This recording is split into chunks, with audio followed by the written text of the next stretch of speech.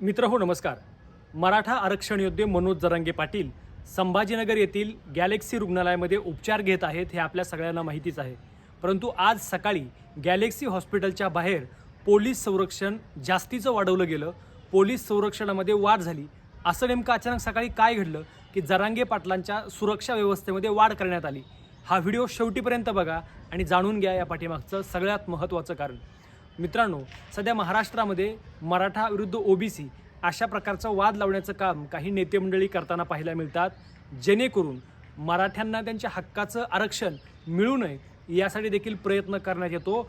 आजचाच न्यायालयाचा अत्यंत महत्त्वाचा निर्णय म्हणजे सरकारनं जो जी आर आणलेला आहे त्या जी आरला कोणत्याही प्रकारचा तो जी आर रद्द होऊ शकत नाही अशा प्रकारचा निर्णय कोर्टानं दिला आहे. ह्याच्या पलीकडे जाऊन 2 दिवसाच्या जर गोष्टींचा आपण अनुभव बघितला तर विजय वडेट्टीवार असेल, छगन भुजबळ असेल किंवा लक्ष्मण हाके असेल यांची स्फोटक विधानं ही जरांगे पाटलांकडं खऱ्या अर्थानं त्यांच्या सुरक्षेमध्ये वाढ करण्यात आली याच्या पाठीमागची कारणं आहेत. मुळात मराठा आरक्षण योद्धे मनोज जरांगे पाटील यांनी हॉस्पिटलमधून देखील पत्रकार परिषदा घेतल्या आणि या पत्रकार परिषदेमधून त्यांनी देखील या ज्या मराठा आरक्षणाला जे विरोध करतात त्यांना तोफा डागण्याचं काम केलं होतं. आणि अशा अवस्थेमध्ये ज्या हॉस्पिटलमध्ये मनोज जरांगे पाटील उपचार घेत आहेत त्या हॉस्पिटलच्या बाहेरील सुरक्षा वाढवण्याचं अत्यंत महत्त्वाचं कारण म्हणजे ओबीसी जे नेते आहेत त्या ओबीसी नेत्यांनी जरांगे पाटील यांच्या विरोधामध्ये केलेली विधानं ह्यासाठी महत्त्वाची आहेत.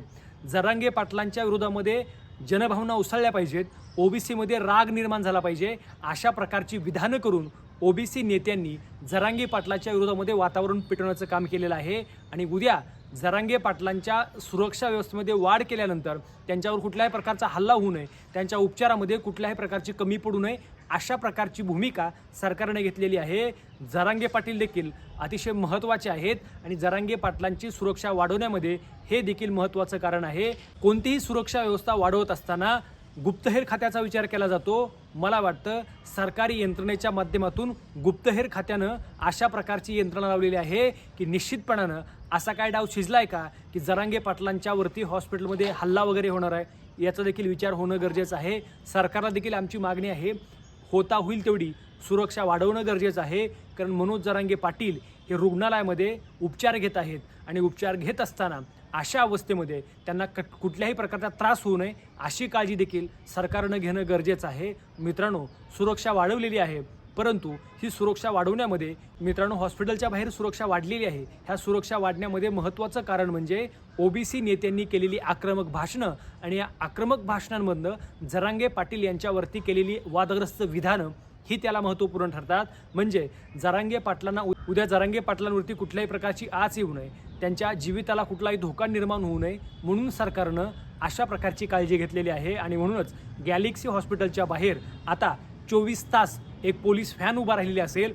भला मोठा पोलीस संरक्षण तिथे तैनात करण्यात आलेलं आहे. 2 अधिकारी आहेत आणि अजून पोलिसांची संख्या देखील वाढवलेली आहे.